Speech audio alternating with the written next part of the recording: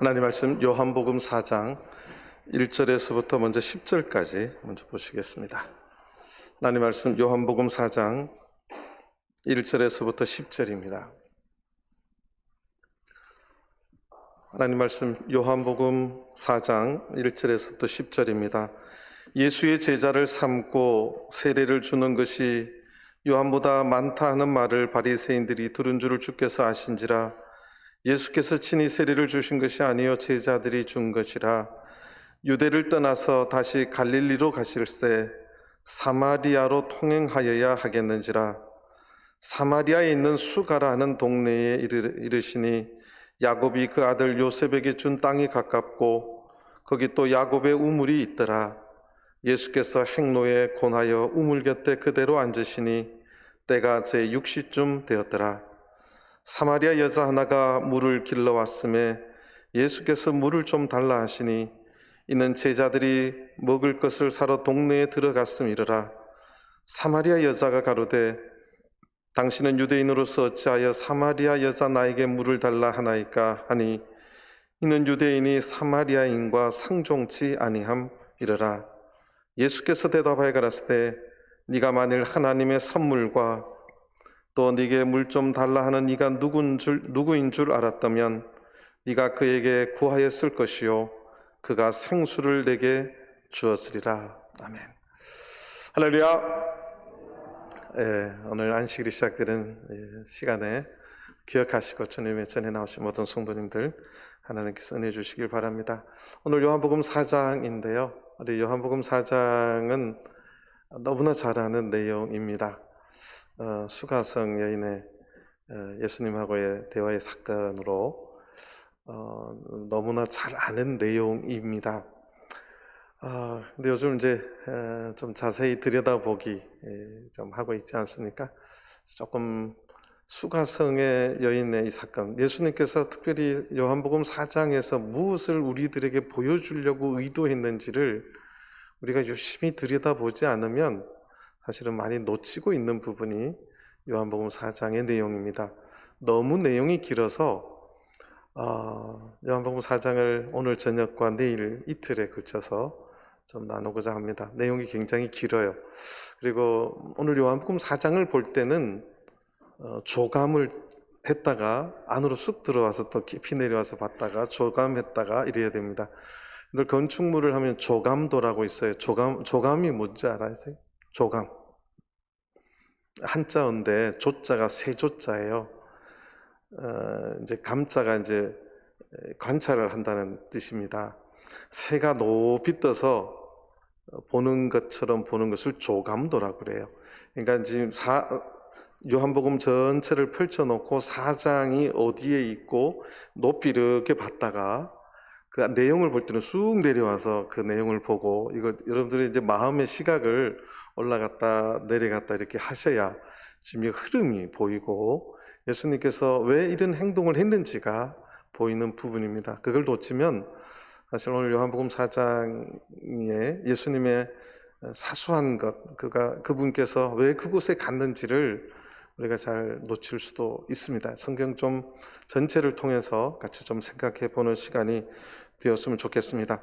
먼저 요한복음 4장에 이 수가성 여인의 사건을 이야기할 적에 우리가 거의 안 읽고 지나가는 부분이 있어요. 그게 1절, 2절입니다. 근데 이 1절, 2절을 기록해 놓은 보이지 않는 의도가 숨어 있어요. 그래서 먼저 좀 읽어 보도록 하겠습니다. 예수의 제자를 삼고 세례를 주는 것이 요한보다 많다는 말을 바리새인들이 들은 줄을 주께서 아신지라. 요한복음 4장 시작하면서 성경은 예수님이 제자들과 함께 세례 주었다는 기사를 기록해 놓고 있습니다. 2절을 보면 관로가 되어 있어요. 예수께서 친히 세례를 주신 것이 아니요 제자들이 준 것이다. 근데 이것은 이제 이 관로가 있는 것은 어떤 사본에 없거나 추가된 부분들을 이렇게 관로를 합니다. 그래서 약간 의도적으로 어떤 뭐에서 이게 추가로 기록해 놓으면 이렇게 관로가 쳐져 가는데, 어쨌든 이거는 원래 기록에는 없는데 추가로 해놓은 부분이다. 이런 이제 뉘앙스로 읽으면 되겠습니다. 오늘 시간이 없어서 그냥 바로 넘어가겠습니다. 더 설명 안 하고.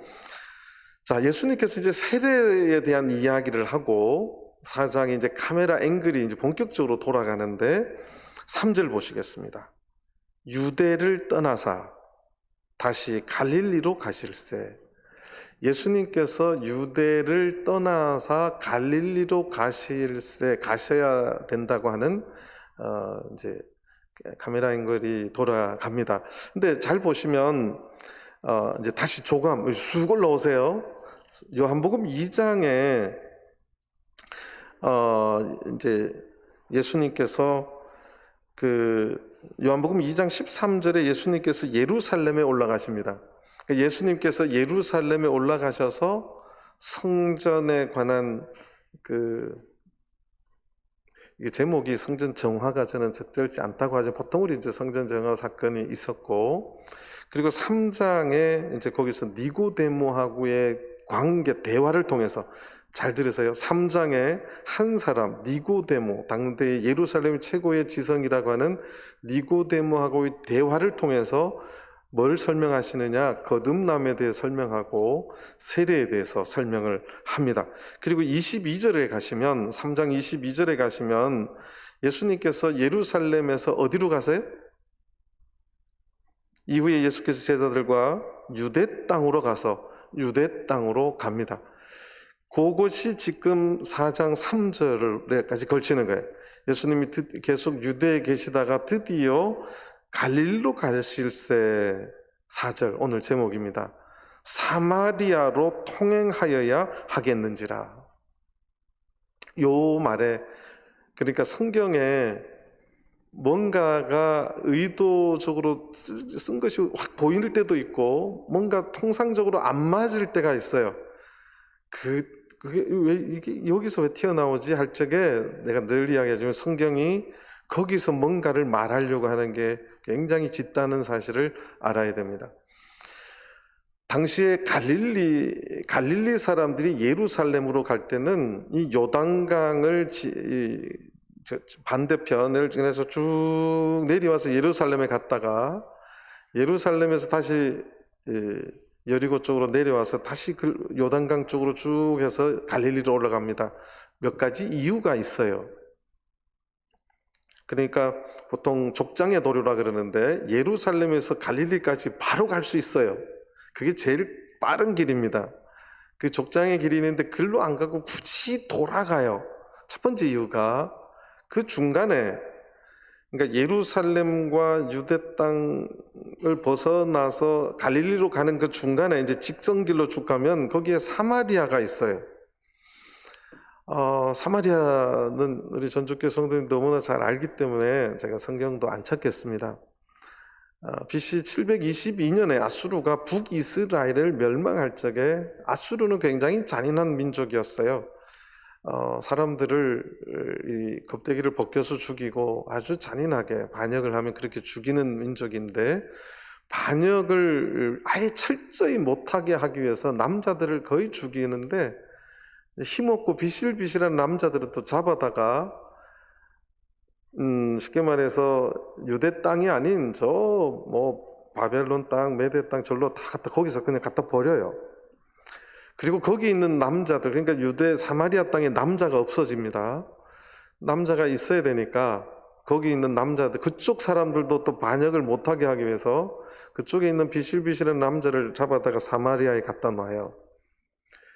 그렇게 되면 남자가 없다 보니까 자연스럽게 이렇게 저렇게 혼인의 관계가 성립이 돼서 탄생한 혼혈족이 사마리아 사람들임을 여러분들이 잘 알고 있습니다. 이것은 이제 성경의 내용에 이제 잘 나오는 내용입니다. 열왕기하에 나오는 내용인데 이러다 보니까 유대 정통적인 사람들, 지금 예수님 이 시대에 소위 말해서 종교 지도자들 또는 일반 사람들도 사마리아 사람들은 아예 상종도 하기 싫은, 그러니까 그들이 이렇게 말합니다. 개 돼지보다도 못하다. 이게 제 말이 아니고 유대인들이 당시에 하던 말입니다. 사마리아 사람은 유대 땅에 있는 개, 돼지보다도 못하다. 그래서 아예 상종을 안 합니다. 그러면 당연히 예수님도 랍비 칭호를 받는 사람은 더더욱 거기 가면 안 돼요. 그러니까 종교 지도자들이 거기 들어가는 것은 금기 사항입니다. 우리가 절간에 들어가는 거랑 똑같습니다. 거기 왜 뭐 불공 들이러 가나? 뭐 이렇게 아주 그보다 더 나쁘게 생각할 수 있는. 근데 예수님께서 오늘 이 4절에 보면 사마리아로 통행하여야 하겠는지라. 자, 요게 이제 포인트 보세요. 요한복음 2장에 가니까 예수님이 예루살렘에 가셨어요. 3장까지. 그러다가 유대 땅으로 이제 점을 이렇게 찍어보세요. 유대 땅에 있다가 드디어 4장 4절에 사마리아로 들어갑니다. 예수님이 이동 경로가 그렇게 보입니다. 그런데 통행하여야 하겠는지라. 예수님의 공생의 기간에 성령의 이끌림에 의해서 이제 금식도 하고 유대 광야로 갔다는 기록이 있는데 예수님께서 내가 어디에 반드시 가야 되겠다는 표현을 이렇게 강렬하게 한 데가 사실은 이제 어디에 가야 하겠는지라 뭐 순한 표현도 있는데 이렇게 강렬한 표현이 여기밖에 없어요. 어떻게 보면 내가 반드시 그곳에 통행하여야 하겠는지라 그렇게 표현합니다. 누가 뭐라 그래도 나는 거기에 반드시 가야 되겠다는 거예요. 왜 거기에 그렇게 가시려고 했을까? 이제 이것이 우리가 수가성 여인의 스토리를 푸는 우리 더 깊이 들어갈 수 있는 키를 여는 시작입니다. 예수님께서는 어쨌든 사마리아 땅에 분명한 목적과 분명한 어떤 생각을 가지고 다른 사람들이 욕은 할다 할지라도 그곳에 가겠다고 지금 말합니다. 자, 5절 보시겠습니다. 사마리아에 있는 수가라는 동네에 이르니 야곱이 그 아들 요셉에게 준 땅이 가깝고 거기 또 야곱의 운물이 있더라. 자, 여기 이제 5절인데요. 창세기 33장을 보시겠습니다. 창세기 33장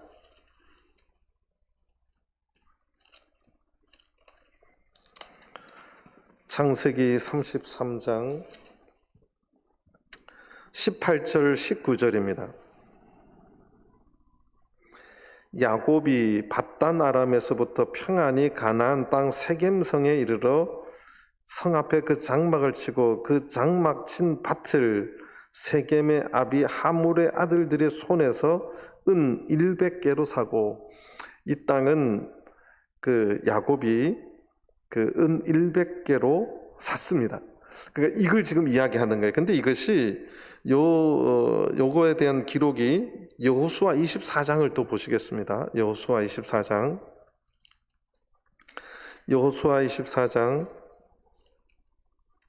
32절입니다. 여호수아 24장 32절 이스라엘 자손이 애굽에서 이끌어낸 요셉의 뼈를 세겜에 장사하였으니 이것은 야곱이 세겜의 아비 하물의 자손에게 금 100개를 주고 산 땅이라 그것이 요셉 자손의 기업이 되었더라. 그러니까 계속해서 여기 이제 이야기를 언급을 합니다. 그러니까 그 하물의 자손에게 돈을 주고 산 땅, 그것이 야곱에게 주었는데 야곱은 또 그것을 요셉에게 주었다. 그것이 또 신약에도 언급이 됩니다. 사도행전 7장을 보시겠습니다. 사도행전 7장 16절입니다. 사도행전 7장 16절 세겜으로 옮겨 아브라함이 세겜 하몰의 자손에게서 은으로 값주고 산 무덤에 장사되니라. 야곱이 장사된 곳을 기록해 놓고 있는데 바로 이 땅임을 성경은 기록해 놓고 있습니다. 자, 요한복음 다시 돌아오겠습니다. 시간이 없어서 더 이상 설명을 자세히 못 드리고요. 이것이 야곱이 그 아들 요셉에게 준 땅이 가깝다. 그러니까 하몰의 아들에게서 돈 주고 산 그 땅이고, 6절에 보면 거기 또 야곱의 운물이 있더라. 자, 요 이제 운물이라고 하는 단어가 굉장히 중요합니다. 우리는 우물 그러면 이렇게 성경에서 별 인상이 없을 수 있어요. 근데 유대인들은 이 우물이라는 글자를 딱 나오면 사실은 이 번역이 솔직히 잘못됐습니다. 이게 샘이에요, 샘. 샘하고 우물하고 뭐가 다르죠? 그러니까 이제 유대인들의 물에 대한 철저한 성경적인 개념을 좀 말씀드릴게요. 오늘 여기서 이제 생수라는 게 나와서 그래요. 리빙 워터가. 리빙 워터라는 말이 하늘에서 비가 내려요. 그래서 자연스럽게 흘러내리는 물, 리빙 워터예요. 그 다음에 땅에서 터져서 자연스럽게 흐르는 거 있죠. 사람의 손이 하나도 안 들어가고 인공이 하나도 안 들어간 하나님의 은혜, 그것이 다 샘입니다.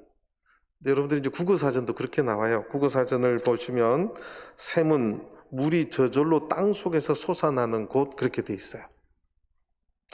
여기 그 호롱 아파트 가면 무슨 찬시암 공원이 있어요.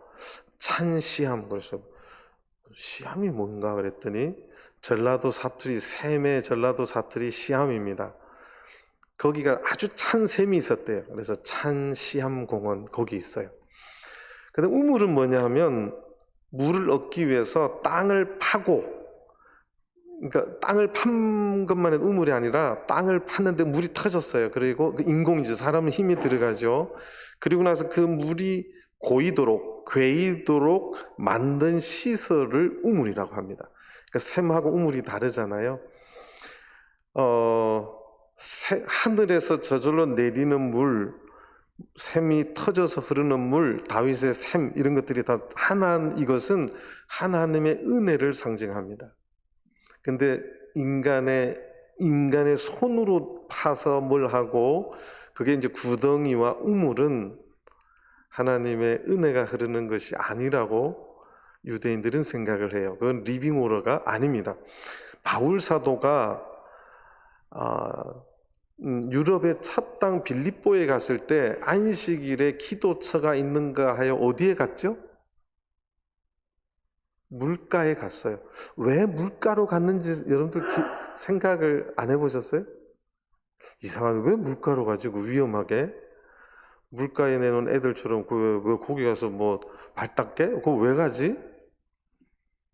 창세기부터 에덴 동산의 중간에서 강이 발원하여 4개의 물이, 하나님의 은혜가 흐르는 물이 사방으로 적셨다고 되어 있어요. 그래서 아까도 말했지만 자연스러운 물, 하나님께서 천년으로 이렇게 주신 것, 하늘에서 내린 비가 흘러내린 물이나 샘이 터져서 흐르는 것은 하나님의 은혜가 흐르는 곳이라고 그들은 생각해서 반드시 안식일 날 시나고그가 없는, 회당이 없을 때 유대인들은 반드시 가는 곳이 샘물가나 강가나 시냇물가에서 예배를 드립니다. 이거 있잖아요. 방언기도가 시끄러우니까 그거 감추기 위해서 물가에 갔다. 이거는 우리의 좀 독단적인 그냥 해석이지, 성경적인, 빌립보에 갔을 때 여인들이 아직 성령 안 받았어요. 그러니까 그것은 이제 조금 우리의 독단적인, 학자들은 그렇게 설명하면 이해를 못합니다. 왜냐하면 그 물가라고 하는 개념이 유대인들은 굉장히 정확해요.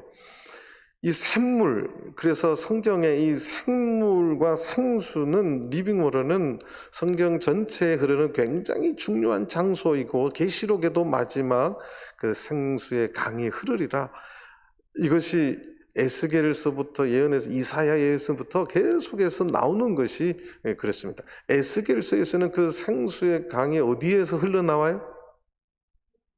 성전 문지방에서부터 흘러나옵니다. 굉장히 중요한 거예요. 성전 문지방에서도 물이 흘러나오는 그게 생수의 강입니다. 어쨌든 지금 여기에 요한복음 4장 6절에 야곱의 우물은 원어에는 페게라고 적혀 있어요. 그러니까 샘이에요. 근데 성경 번역은 우물은 있잖아요. 다른 단어가 있어요. 프레아르라고 하는, 프레아르라고 하는 단어가 있는데 이 여인은 프레아르로 말을 했어요. 이 여인의 입에서는 우물을 말할 때 프레아르라고 말했고, 성경은 야곱의 우물과 또 14절에 샘물이 되리라, 영생하도록 솟아나는 샘물이 되리라, 팩의 샘이라고 정확하게, 리빙 워터가 샘에서 나온다고 하는 것이 정확하게 기록이 되어 있어요. 이거 설명해도 시간이 많이 걸리네요. 어쨌든 야곱의 우물이 있더라. 6절에 다시 계속 좀 읽어보겠습니다. 그런데 우물에 하나 조금 더 시간이 가도 이야기해야 될 것은, 아브라함이 아들 이삭을 결혼을 시킬 때 종 엘리에셀을 통해서 주인집 며느리감을 만난 장소가 어디예요? 어디예요? 샘입니다. 샘, 우물이 아니라 샘물 곁이에요. 그 다음에 이삭의 아들 야곱이 도망가는 길에 자기의 아내를 만난 곳이 어디죠? 이제 성경은 우물인데 거기가 샘물이에요. 그 다음에 지금도 사우디아에 가면 그 우물이 있습니다. 구글 지도를 통해서 보면 지금도 그 명칭이 그 야곱의 우물로 돼 있어요. 별로 안 놀라시네요. 저는 그거 찾아보고 지금도 그런 명칭이 있다고 깜짝 놀랐어요. 그 다음에 모세가 그 아내를 만날 때 어디서 만났어요?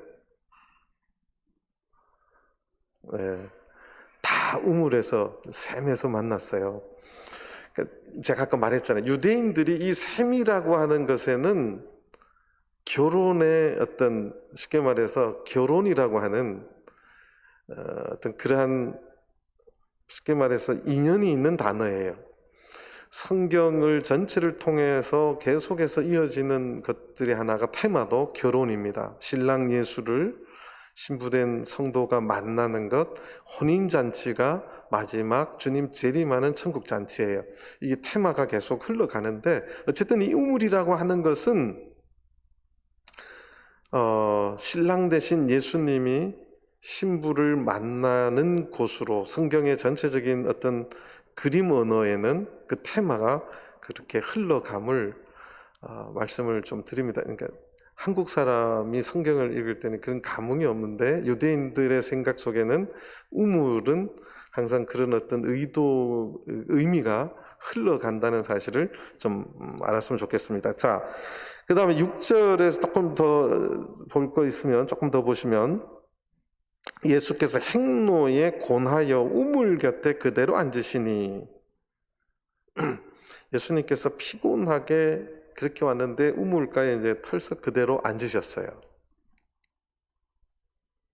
예수님께서 수가성에 들어갔는데 다른 데 갈 데가 많잖아요.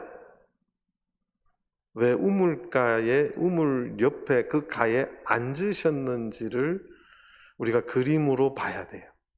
의도가 있어요. 우리나라나 유대나 우물가에는 남자들이 잘 안 가는 곳입니다. 그런데 예수님께서는 그 우물가에 그대로 앉았다고 돼 있어요. 이 표현이 되게 재밌습니다. 그대로 마치 느낌상 생략된 단어가 있다면 털썩이에요. 그대로 털썩 앉으셨다. 피곤하셔서, 행로에 피곤하시는데 그 우물가 옆에 턱 앉으셨어요. 이런 말들이 굉장히 의도 있게 기록합니다. 그러면 예수님이 그렇게 내가 사마리아를 통행하겠는지라 그 목적이 점점 가까이 기록되고 있어요. 누구를 만나기 위해서? 한 여자를 만나기 위해서 이곳에 온 겁니다. 그때가 제 6시쯤 되었더라. 이게 이제 논란이 좀 돼 있는 것도 있지만 보통 이제 한낮입니다. 대낮인데, 유대인들은 물을 기를 때 언제 오냐 하면 저녁에 와요. 낮에 너무 태양이 뜨거우니까. 그런데 이 여인이 사람들이 잘 안 오지 않는 시간에 그렇게 우물에 옵니다. 이건 우리가 잘 아는 이야기죠. 자, 7절. 사마리아 여자 하나가 물을 길러 왔으며 예수께서 물을 좀 달라 하시니 이는 제자들이 먹을 것을 사러 동네에 들어갔음이라. 9절. 사마리아 여자가 가로되 당신은 유대인으로서 어찌하여 사마리아 여자 나에게 물을 달라 하나이까 하니 이는 유대인이 사마리아인과 상종치 아니함이르라. 7절에 예수님께서 물을 좀 달라. 예수님이 먼저 친절하게 말을 걸기 시작했어요. 그런데 이 여자가 아주 솔직하게 이야기합니다. 당신은 유대인인데 어떻게 사마리아인 나에게 물을 달라고 하냐? 그렇게 질문을 합니다. 그런데 이제 10절 제가 자세히 설명 안 하고 여기까지 온 것이 이제 10절부터 좀 잘 설명을 해보려고 이제 한 겁니다. 예수께서 대답하여 가라사대 네가 만일 하나님의 뭐와 선물, 사도행전에서 나오는 하나님의 선물이 뭐죠? 성령이에요. 그 단어와 똑같습니다. 워낙 지금 그걸 말하려고 하는 거예요. 네가 만일 하나님의 선물과 또 네게 물 좀 달라 하는 이가 누구인 줄 알았다면, 지금 이 사마리아 여인은 영적인 눈이 조금도 떠여 있지 않은 사람이에요. 자, 이제 다시 새가 되셔서 높이 위로 올라가세요. 3장에 가면 예수님께서 저녁에 니고데모, 니시 아저씨를 만나요. 니고데모를 만나는데 니고데모도 당시에 최고의 종교 지도자였고 지성인이었는데도 영적인 눈이 전혀 열려있지 않았어요. 수준이 똑같아요. 예수님이 그 니고데모하고 대화를 통해서 아주 중요한 거듭남의, 중생의, 세례에 대한 교리를 말씀하셨어요. 근데 여기에서는 지금 여인을 통해서 말씀하시는데 여인은 전혀 지금 모르고 있음을 말해요. 그 다음에 네가 그에게 구하였을 것이요. 네가 구하였을 것이요. 어디서 많이 듣는 이야기죠. 교회에서 뭐를 항상 구해야 된다고 할 적에 똑같은 말입니다. 그가 생수를 내게 주어지리라. 생수. 요한복음에서 예수님의 입에 생수라고 하는 말이 처음으로 기록이 됩니다. 생수. 요한복음 4장에. 리빙 워터. 재밌어요. 이제 우리 교리 이제 대만 성경 이제 우리 교리가 중국어로는 활수, 살아있는 물, 생활 할 때가 활자와 물수자, 활수. 영어로 번역을 중국 성경에 활수로 되어 있으니까 그걸 이제 영어로 하면 리빙 워터예요. 요 단어도 생수도 영어로 리빙 워터라고 되어 있어요. 이제 미국 사람한테 전도를 했어요. 미국 사람들이 리빙 워터 what? 이 의미를 몰라요. 미국 사람의 워터면 마시는 물이나 뭐 씻거나 청소할 때 쓰는 물밖에 없지 리빙 워터가 뭐냐는 거야. 사는 물이 뭐냐, 산 물이 뭐냐 이거예요. 생수가 뭐냐는 거예요.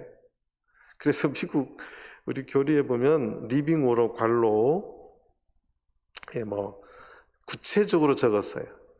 아까 말한 것처럼 이렇게 샘, 강, 리버, 씨. 그리고 아까 말한 것처럼 인공이 들어가지 저수지 뭐 이런 것도 다 빼고 우물 이런 거 빼고 이게 이제 리빙 워터라고. 영어 여러분들 혹시 영어 우리 교회 그걸 보면 그렇게 기록을 했어요. 미국 사람이 이해를 못 한다는 거예요. 근데 우리는 이해를 해야죠. 무엇으로 무엇을 풀어야 되냐면 성경은 성경으로 풀어야 돼요. 자, 요한복음 7장을 보시겠습니다.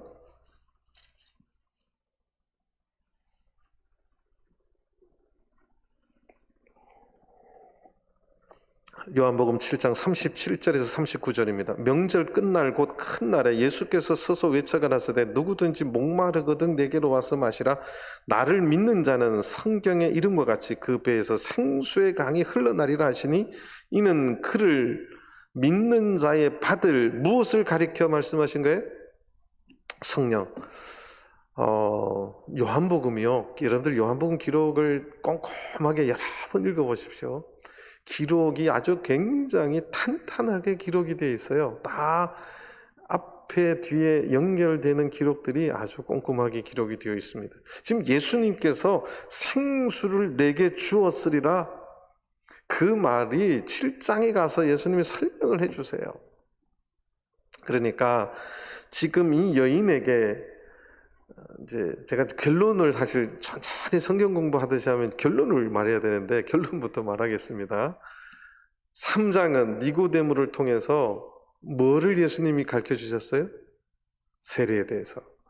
4장은 지금 수가성의 여인을 통해서 지금 뭘 가르쳐 주려고 하는 거예요? 이거 생수라 그러면 안 되죠. 뭘 가르쳐 주려고요? 성령을 가르쳐 주려고 하는 거예요. 그걸 눈치채야 된다는 거예요. 우리는 그거 눈치 잘 못 채고 그냥 수가성 이방인들에게 예수님 가서 대화하고 예수님 믿겠다, 요 정도 알고 있잖아요. 자, 그 다음에 제가 또 예수님께서 사도행전 1장에 보면, 자, 한번 보시겠습니다. 사도행전 1장 8절입니다.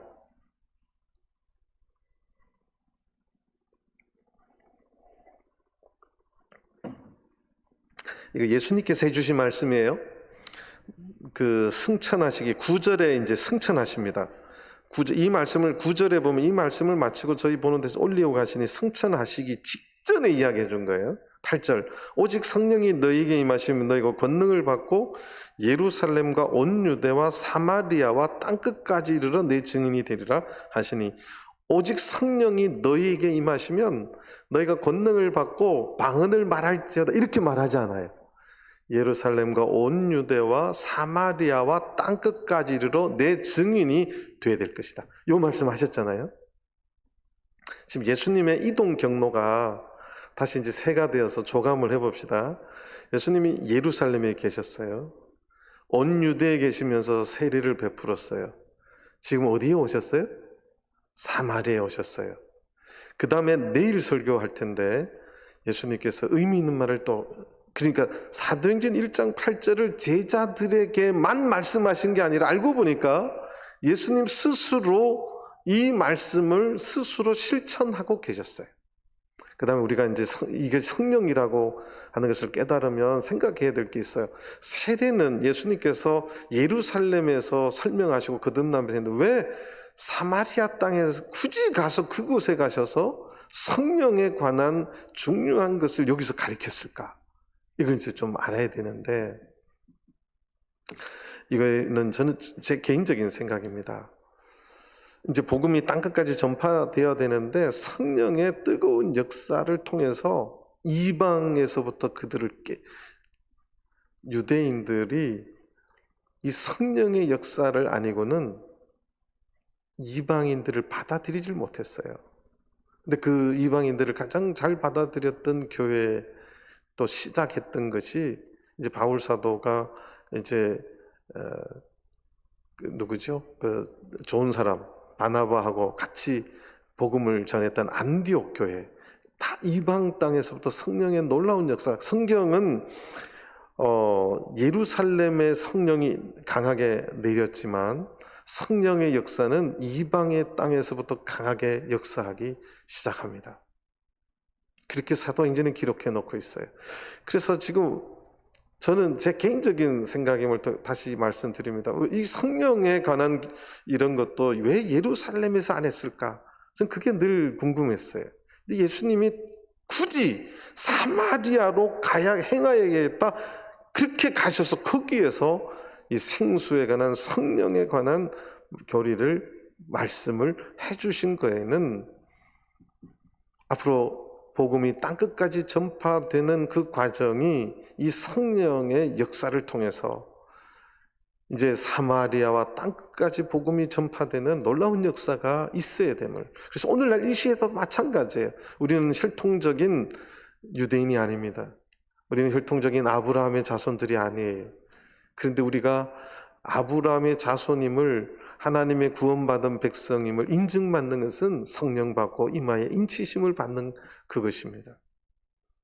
그러니까 3장과 4장이 알고 보니까 예수님이 말씀하시려고 했던 물과 성령으로 거듭남에 대한 것에 대한 이야기를 예수님 스스로 3장에서는 세례를, 4장에서는 성령을 지금 가르치고 있음을 우리가 이제 알고 수가성의 여인의 이야기를 들어야, 수가성의 여인이 어떻고 이제 뭐 형사 취소 이제 죄다 뭐 계대법이다 뭐 이런 것 갖고 지금도 신학자들 엄청 싹 싸우고 있어요.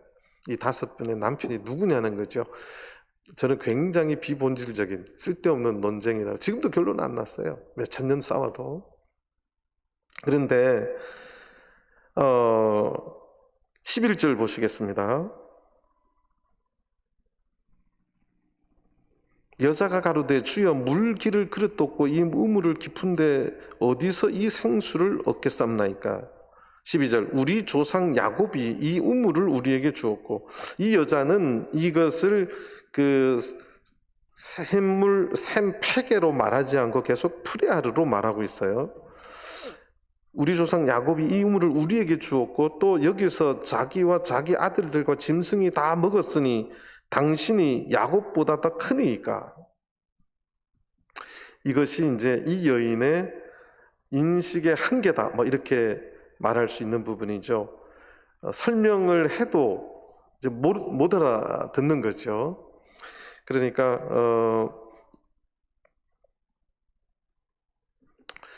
당신이 이 우물 때문에 사마리아 사람들은 평생을 먹고 살았어요. 이 우물 하나 때문에 정말 땡큐예요. 우리 옛날 우리 젊은이들은 전혀 이해 못할 텐데, 수도 꼭지만 틀면 물이 나오고 샤워 이렇게 탁 틀면 물이 나오니까, 옛날 어르신들은 제가 어릴 때만 해도 마을이 형성되는 기준은 땅이 좋아서가 아니라 반드시 뭐가 하나 있어야 돼요. 그게 뭐예요? 우물이에요. 우물이 있어야 마을이 생겨요. 그 마을 중간에 우물이 있어서 아침이 되면 다 물동이로 이렇게 물을 길어야 되고, 저는 남자들은 이 우물 이렇게 메고 양쪽에 양동이 2개를 걸고 이렇게 한번 갔다 와야 됐어요. 저도 그거 많이 했습니다. 하다가 자빠져서 다 쏟기도 하고. 우물이 있어야 돼요. 근데 이 수가라고 하는 성, 사마리아의 이 야곱의 우물 때문에 이들이 지금 오랫동안, 몇천 년 동안 지금 잘 먹고 잘 살았어요. 그런데 이 물 마시면 늘 목마르지만, 내가 이제 예수님께서 이제 생수를 내게 주었을 것이다. 그러니까 당신이 도대체 얼마나 더 크길래 이 야곱의 우물보다 더 좋은 것을 줄 수 있느냐? 사실 굉장히, 저는 이제 느끼면서 니고데모의 대화의 수준하고 비슷해요. 어떻게 보면 좀 낮을 수도 있는데, 이 여인의 지금 문제는 하늘나라 가고 이 문제가 보다는 먹고 사는, 지금 당장 먹고 마시는 문제가 최고의 문제였어요. 그래서 이거보다 당신이 더 좋은 것이 준다는데 그게 사실이냐? 당신이 야곱보다 더 크냐? 그렇게 묻는 거죠. 13절에 보니까 예수께서 대답하여 가라사대 이 물을 먹는 자마다 다시 목마르려니와 내가 주는 물을 먹는 자는 영원히 목마르지 아니하리니 나의 주는 물은 그 속에서 영생하도록 솟아나는 샘물이 되리라. 이게 참 어려운 말이죠. 근데 우리는 알고 있어야 됩니까? 모릅니까? 알고 있는 말이어야 되죠.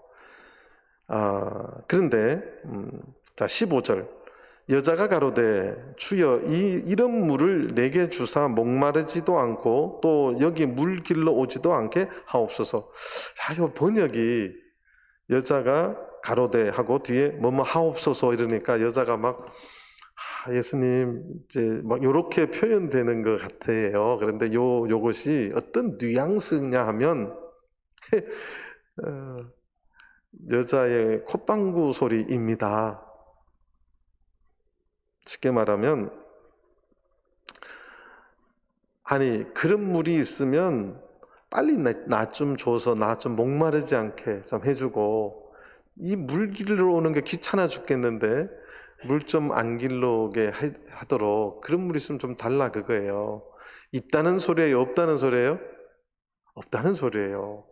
가능하다는 소리예요? 불가능하다는 소리예요? 불가능하다는 소리예요. 이게 이제 그게 이 여인의 아주 예수님을 약간은 비아냥하는 소리예요. 이 15절이. 그런데 예수님께서 뜻밖의 이야기를 합니다. 예수님의 이런 말이 안 되는 이야기, 앞뒤 연결이 안 되는 그 속에 이 여인의 마음을 확 치는 거예요. 이 여인이 가장 인생에 목말랐던 문제가 뭐냐면 남편의 문제였어요.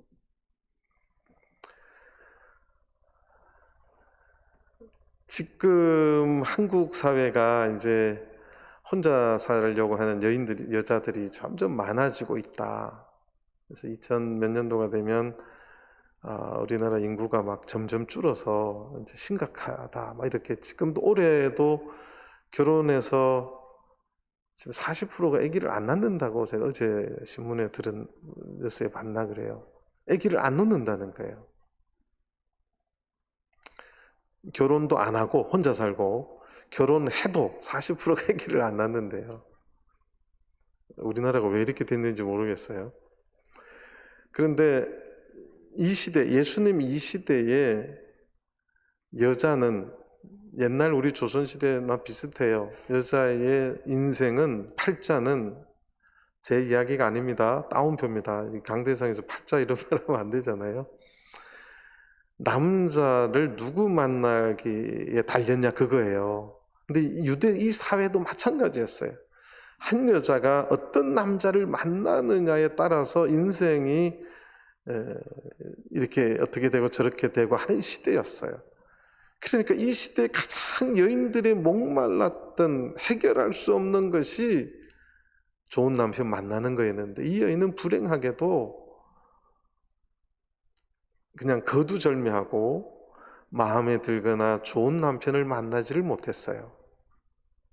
형사 취소법을 이야기하면 계대 결혼을 위한 이 고엘 제도거든요.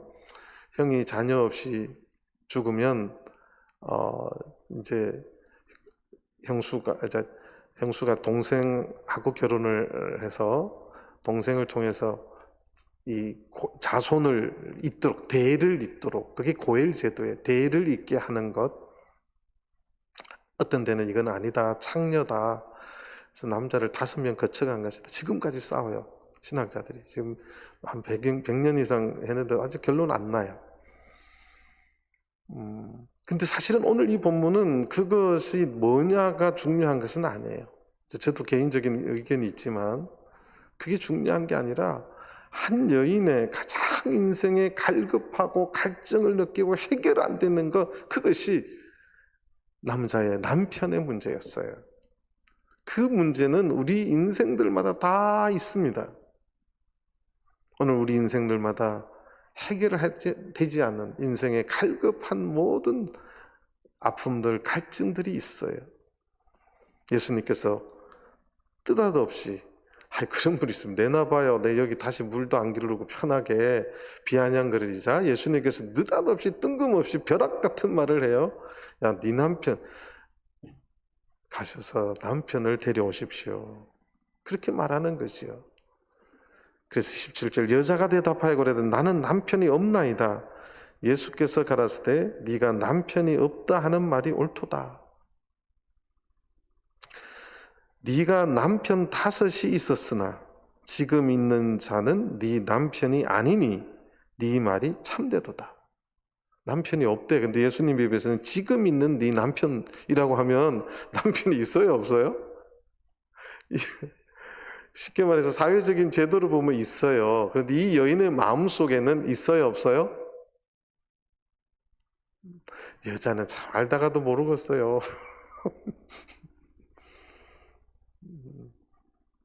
여자분들은 남자를 알다가도 모르겠다 하는데 남자들 입장에서 참 여자들 알다가도 몰라요. 지금 이 여인하고 살고 있는 남편은 여자가 이런 말 했다고 하면 황당했을 수도 있어요.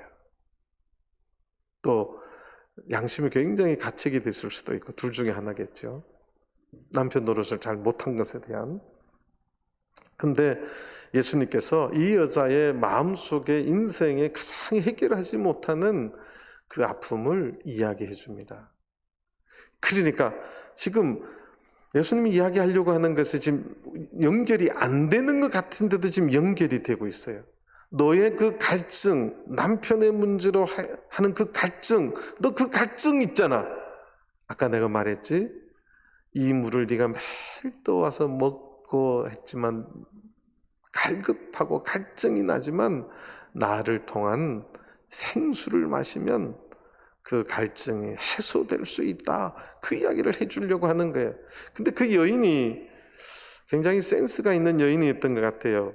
그 여자의 말을 예수님이 받아서 쭉 이야기를 해주자 19절에 여자가 가로되 주여 내가 보니 선지자로소이다. 여기까지가 오늘 저녁 설교입니다. 더 이어지면 이제 엄청난 것들이 이어지기 때문에 오늘 여기까지 하겠습니다. 그러니까 여인의 지금 이제 다시 쇠가 돼서 올라가겠습니다. 3장에는 예수님께서 니고데모를 통해서 거듭남에 대한 이야기, 세례를 이야기하시고 4장에 가서는 똑같은 대화를 통해서 수가성의 이방인의 여인을 통해서 지금 뭐를 받아야 됨을 이야기하는 거예요. 성령의 받아야 됨을 지금 차근차근 지금 이야기해 주고 있는 거예요. 인생의 문제를 해결하기 위해서 네가 이제 그 다음에 이제 내일 문제가 연결이 됩니다. 그러니까 오늘 4장의 문제는 끊어서 설명해서는 안 되고 알고 보면 통으로 쭉 다 설명이 돼야 되는데 이제 이 여인의 그 갈급함의 문제, 인생의 갈급함의 문제, 그 성령의 충만함을 통해서 네가 그 갈증을 해소하고 하나님 나라의 참된 위로와 평안을 얻을 수 있음을 우리가 이제 성경 전체를 놓고서 보면 얻을 수 있음을 지금 예수님께서 이야기해 주려고 하는 것입니다. 그러니까 수가성의 여인의 사건은 예수님의 이동 경로를 봐서도 그렇고 예루살렘과 온 유대와 사마리아에 오셔서 왜 이방의 땅 사마리아에서도 성령을 말하느냐? 이 성령의 역사는 사실은 늦은 빛 성령도 예루살렘에서 시작된 게 아니라 이방의 땅에서 시작된 것에도 저는 이유가 있다고 생각합니다. 이런 것들이 다 성경에 치밀하게 저는 계획된 것이라고 저는 생각을 합니다. 왜 예루살렘에서 다시 성령이 내리지 않았을까요? 왜 전혀 상관없는 중국에서 성령이 내렸을까요? 이것이 사마리아에서 예수님께서 지금 성령을 말하는 굉장히 중요한 이유라는 사실입니다. 이것을 통해서 우리가 다시 한번 수가성의 여인의 사건을 다시 한번 깊이 들여다보는 시간이 되기를 바랍니다. 다 같이 묵도하시겠습니다.